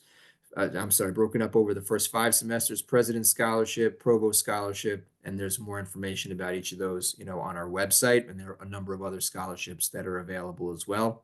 There's also financial aid through Sallie Mae, which is the largest provider of private educational loans in the United States. So once you are accepted to the university, one of the first contacts that you will have is with the financial aid office. You'll be able to make an application for financial aid.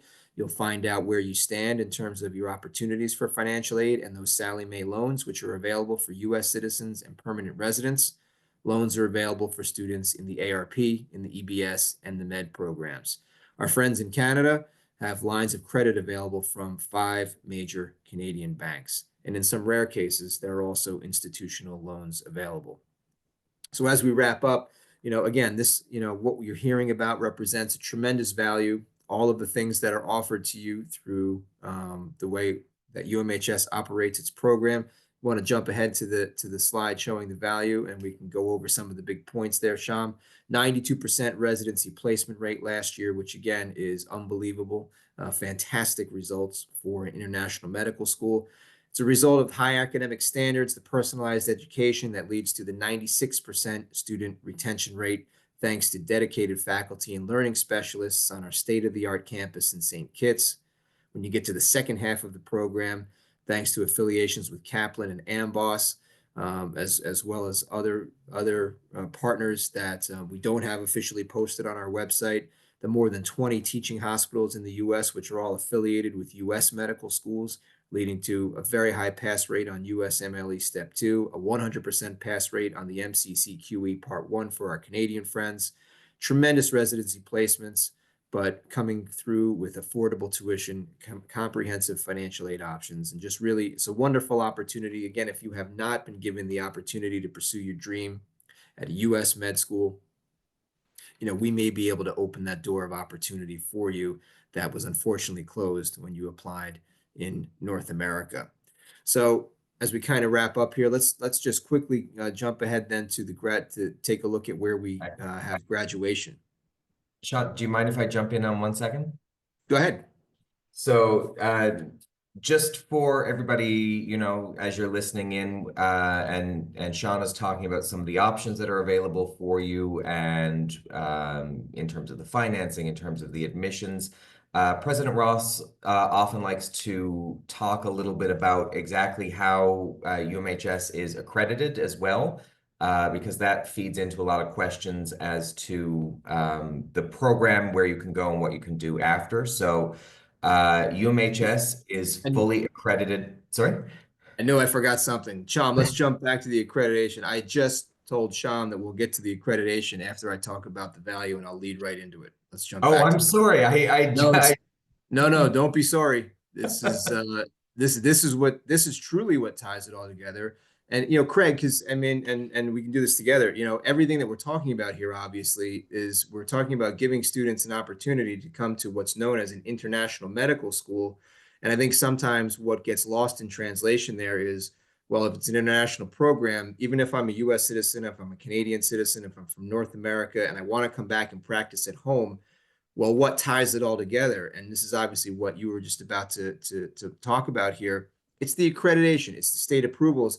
All of this is what gives an international medical school, it gives the graduates of an international medical school an ability to come home and practice. And as Zach talked about at the beginning, and I saw there were a couple of questions in the chat, there, where the question was answered, our graduates are able to go anywhere they want to practice. So, and a big reason for that is the accreditation and the oversight of our program from our accreditors. So go ahead, Craig. Thanks for helping me lead you into that. Yeah, no problem. I feel like I feel like I jumped in on toes on that one, but You did the right thing. as Sean was mentioning, so UMHS has two major accreditors. So the first one is through the national accreditation here in St. Kitts and Nevis. So that's the St. Christopher and Nevis Ministry of Education that you see here. We got our first full accreditation in 2012. We just went through our accreditation review. What is this? 2023. We finished our St. Kitts and Nevis review. So we received another full accreditation renewal for this one. So St. Kitts and Nevis accredits us for 5 years. That's the maximum window that we have. So we just received that with an absolutely glowing review. The country gave us no deficiencies for us to address. They just provided us some suggestions for ways to grow the program even beyond where we are now. So we were very proud about that. About 6 months ago, we finished our main international accreditation. So that's through the ACCM, the Accreditation Commission on Colleges of Medicine. So ACCM is one of the major accrediting bodies internationally. So if you don't attend medical school in the United States or in Canada, you are looking at a school that has to be accredited to that same standard. And so the ACCM is recognized by something called the Liaison Committee on Medical Education, LCME, to say that the standards that the ACCM use are comparable to the same standards in the United States. And that's what allows our students to write the STEP exam. It's also what allows our students to write, if you're Canadian and you're interested, what's known as the MCCQE exam. So that's the Medical Council of Canada qualifying exam.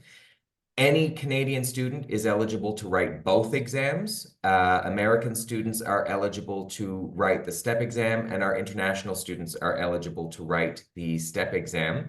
Once that's been passed, you are permitted to practice anywhere in North America because of that ACCM accreditation. Different states in the United States maintain different state-level accreditations for clinical programs. So we have a number of different states where we've already received our accreditation. We have states where we're pending our full accreditation, mainly because the process was disrupted during COVID and they were unable to complete all of their site visits. And of course, there are some states that don't maintain their own independent accreditation. They follow along what from other states do, like California. So there are four.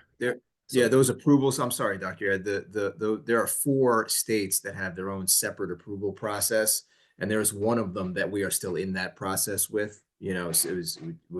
But I mean, again, that comes down to where our students can complete clinical rotations. It has no bearing on where they can do. They can practice, after they complete residency. I think that's the most important thing. And, you were talking about the Liaison Committee on Medical Education, the LCME, and that is the answer to a question that, Craig, we get often in admissions. And it's, well, are you US accredited? Well, no international program is US accredited. The LCME accredits the US programs. They do not accredit international programs. And that's why it's so important that there are international agencies and organizations, as you talked about, the ACCM, which is recognized in the US. And so there are, I think, 22, maybe 24 internationally recognized accrediting agencies by the NCFMEA. And there's another one of those acronyms. You see that on the screen there, the National Committee on Foreign Medical Education and Accreditation. And that is a body in the United States that reviews the standards used by these international accrediting agencies, as you said, Craig, to ensure that their standards are substantially similar to those used by the LCME. And that, in a nutshell, is the reason why UMHS graduates, as you said, can take all the licensing exams, can complete clinical rotations at U.S. teaching hospitals along with U.S. colleagues, can graduate, can go into residency programs in North America, and then can graduate and take out a license to practice medicine under their own name, which is what they will do, as Dr. Vanderveer is doing for the rest of their career. So that's what really ties it all together, and that's what's critical. One of the things that comes with attending UMHS is getting the history that comes along with it. And I mentioned that UMHS opened their doors 17 years ago. But one thing we kind of didn't touch on, and I think it's important, is the long history that precedes the founding of UMHS. And that's the Ross family. And President Warren Ross, it carries that himself today. He, as you can see, over 45 years in medical education. He couldn't be here this evening, which is why you have Dr. Ayer and you have Dr. Michaud and you have myself, hoping to do justice to the types of things that he typically talks about. His family established one of the first and best known Caribbean medical schools. And, he designed the campus that was there. They have since moved campuses. And this is the third institution, too, that bore his family's name. And this is the third institution that he's designed and built. And because of that experience, knowing everybody who's important in the field, having connections with the accreditation agencies, having connections in the government, having connections with each state in order to get the approvals that are necessary to give our students the opportunities that they need. And that's pretty important. And because that's what he's done in nearly 50 years in medical education. So his singular focus is on outcomes. His singular focus is on getting students to where they need to be. And to wrap it all up in a nutshell, this is the person you will meet, yes, at graduation, and this is a photo from graduation for sure, but you will meet him long before that, and he will know who you are. You will meet him.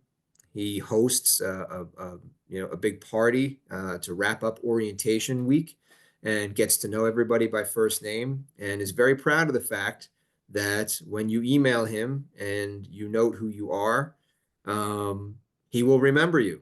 And you can see here he is commiserating with students out on a catamaran, and each semester it's a little bit different. Could be a catamaran one semester, it could be a beach party another semester, but getting the opportunity to know his students is something he's always been very, very proud of.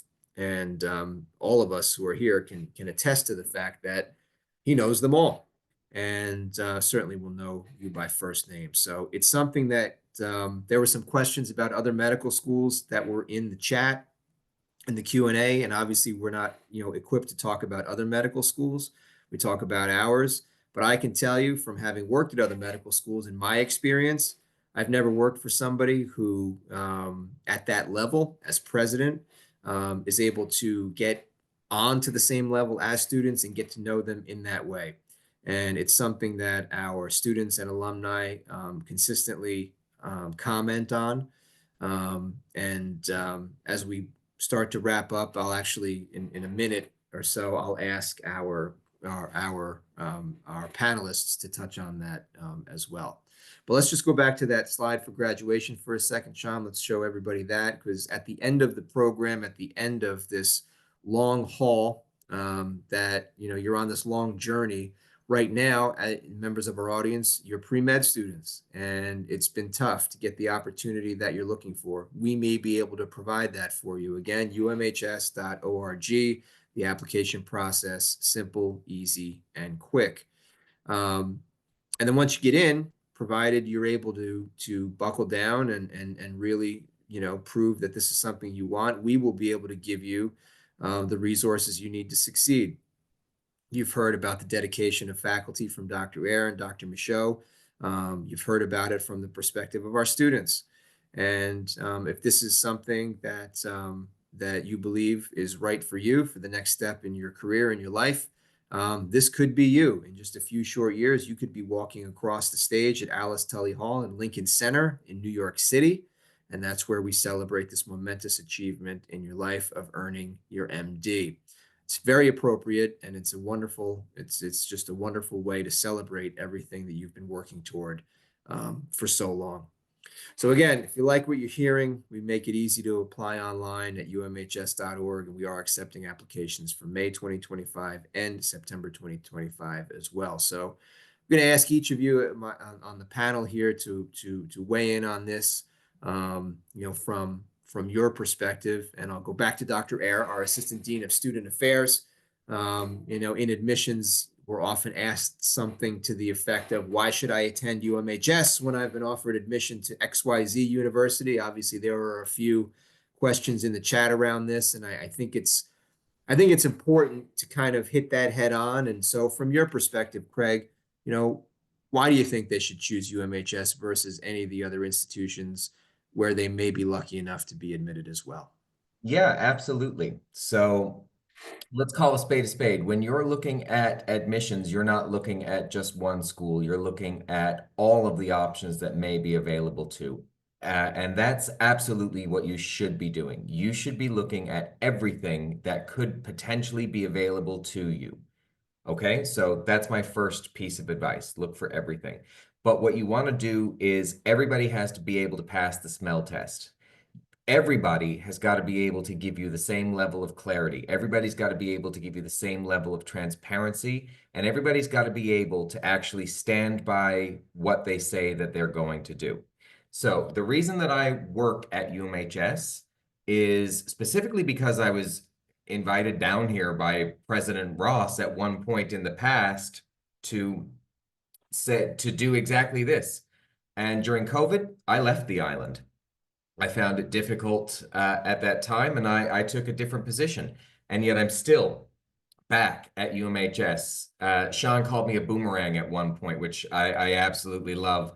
And I'm back because I believe in the thing that we're doing, and that's allowing people to develop themselves into the doctor, the physician that they always wanted to become, the thing that they always envisioned themselves to become.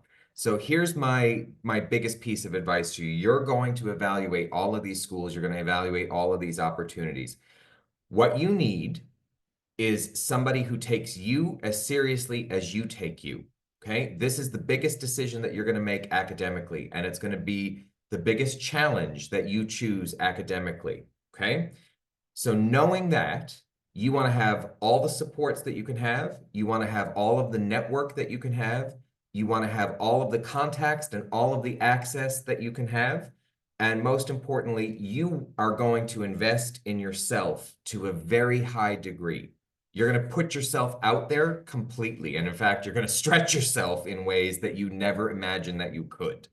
So you are going to push harder than you're ever pushed before. You need somebody who's going to be there with you for every step of that, to provide guidance, mentorship, and to push with you. So if your faculty don't give you the impression that they're going to work as hard to turn you into the doctor that you want to be, they're not the faculty for you. You're going to be giving it your all. You need to be surrounded by people who are also giving their all to be there. That is the single reason why I'm at UMHS. It's because it's the common vision that we have here. So if you don't get the impression that the people that you're talking to are working as hard as you do, they're not your people. But if you feel like these people are going to bust themselves to get you where you always needed to be, that's your people. And I believe that that's something that we do here. Excellent. Well, thanks so much for your time and your insights, Craig. I really appreciate it. And on behalf of the audience, who've pretty much all stuck around from what I can see, so I'm sure they appreciate it as well. Thanks so much. You're very welcome. And I saw in the chat at one point, somebody said, could we have email addresses if we ever wanted to reach out? And the short and simple answer is yes. If you ever want to email me, you see my name here, Craig Ayer, CAYRE at UMHS, blah, blah, blah, blah, blah, all that good stuff. So you ever want to contact me, you go right ahead. I will email you back as soon as I can answer you. So CAYRE at UMHS, all that fun stuff. Yeah, and it's also important to know, Craig, that this will be the session is recorded and will be available for everyone as well. It'll be up on YouTube sometime tomorrow. So we'll email that to you as well. So you'll be able to respond to that email, make it even easier. And so we'll have information, easy ways to contact us from within those emails. So great to see you, Craig. Thanks so much. Thank you. Now, Dr. Michaud, how about you? Last thoughts from you on differentiating UMHS from other options that students have? Well, I think that any career decision is made on our interests, our skills, and our values. And one of the things that I hope that the attendees tonight learned is that we value education and we value individuals. You're not treated like you are a cookie cutter or a lack of a. You're not treated like a run of the mill at UMHS. You are treated very specifically as individuals. We know that there are individuals that need to develop in different ways. And I think it's one of the things that we do as a boutique school that we do very well. And we develop people where they're at and move them through the medical school process. There's not a big gap. You finished your undergraduate, you're ready to start where you start, and we begin that process of moving people step by step. And people are confident and prepared by the time that they're graduating for the career that they have in place. But what we do best is that we value the individual student. Excellent. Well, thanks so much, Dr. Michaud. I know you're doing some great work up there. So enjoy the rest of March Madness, and we will see you soon. Thank you. All right, Allison, I'm going to ask you something a bit different. You know, you're making your way through med school. You've had a number of challenges that you faced and overcome as any successful student would. So what advice do you have for our audience, and what do you know now that you wish you knew when you were in their shoes? That's a good question. First, I just want to say thank you for taking the time and the interest in our program. It means a lot as a current student to know that students are still desiring to join our program. And it really is a massive decision that you're making. I don't want you to take that lightly. I would highly recommend that you seek the counsel of your close family and your friends, the people that you consider your tribe or your support system, because when you relocate to the island of St. Kitts, or if you choose to go with another Caribbean school, you are uprooting what you know to be your life, and a lot of times we travel alone, and that means that you have to have a strong support system back stateside to be there for you and to provide you with the comforts that you'll need. So definitely make sure you take the time to have very real conversations with your family and also with yourself. I had to do a lot of soul searching and a lot of deep conversations with myself in the mirror to make sure that this was what I wanted. But UMHS answered all of the questions that I had. They checked every box that I had. I'm a planner. I'm an organizer. I wrote out my non-negotiables of what I was looking for in a program. I also had a column for flexible things that I was willing to bend a little on. And like I said, they checked all of my, yes, I require these. And then the flexible items were things I was very much willing to bend on, which was travel. So I definitely think this is a great opportunity. Listening in on webinars, doing your research, I would highly recommend it. Also, ask to speak to current students. That is the best way to find out the information about what the schools and the programs can offer. One thing that I wish I knew back then when I was in your shoes that I know now is that it's okay. It really is okay. Like, it will all work out. I know you hear that all the time, but honestly, going through this process with all of the highs and the lows and the many sleepless nights and the many tears of joy and sadness and exhaustion, it really is okay. There is light on the other side of the tunnel. You will be prepared. After attending a Caribbean school, UMHS will prepare you for your STEP exams for step 1.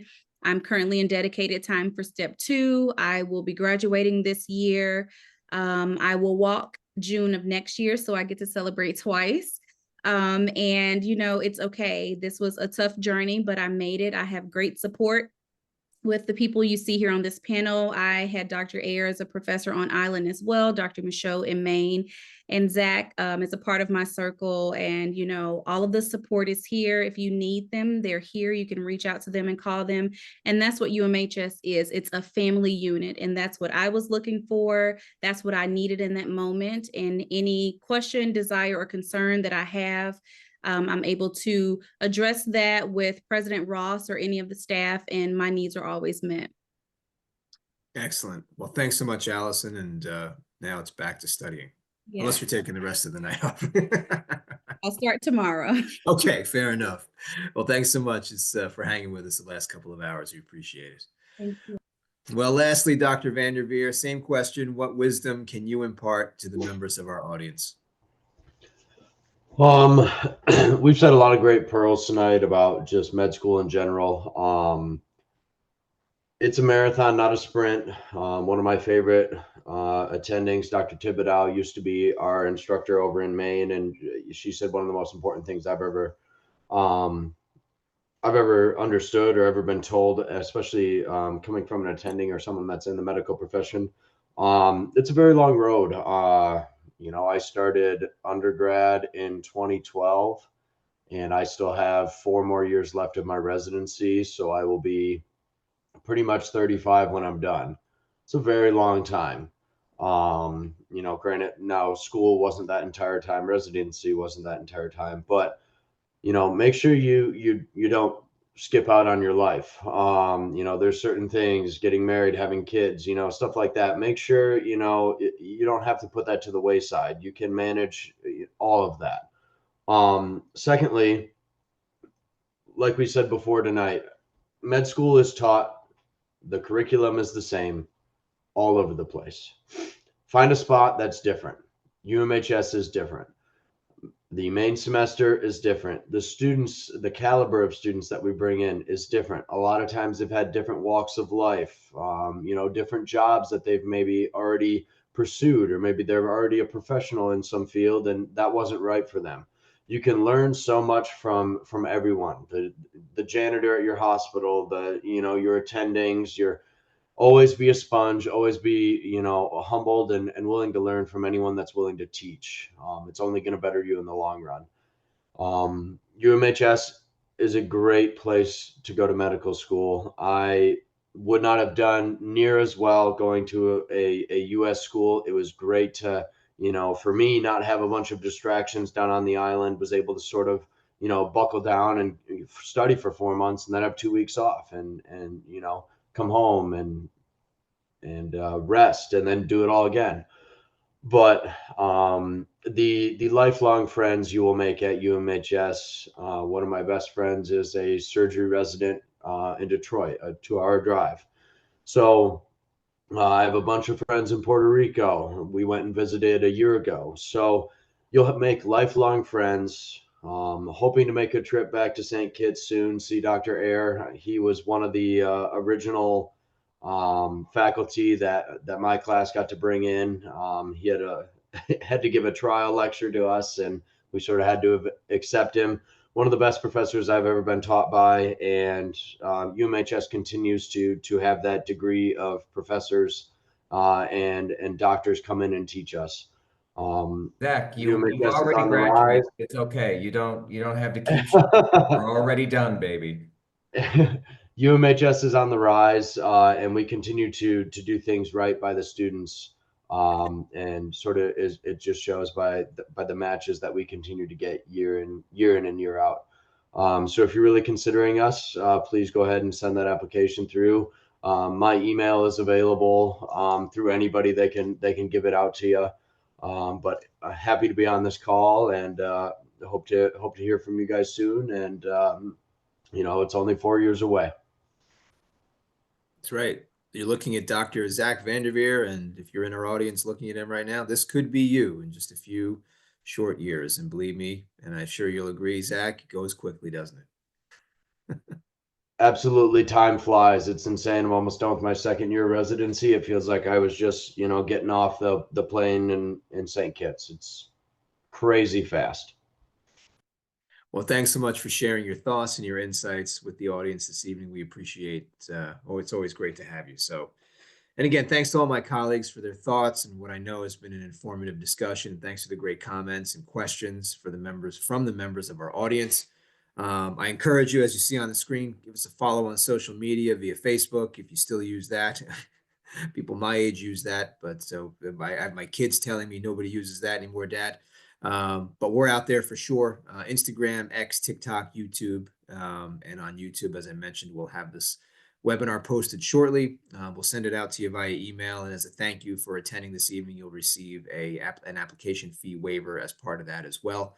So if you'd like to rewatch anything, you'll be able to do so on YouTube. You can contact us at any time at admissions@umhs-sk.net.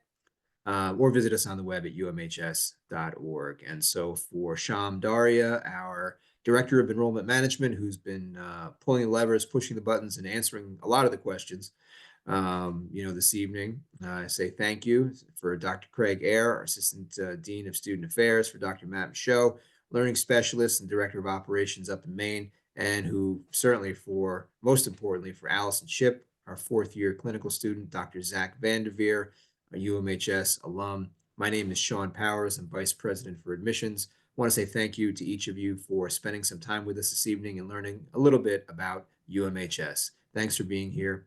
Have a great evening.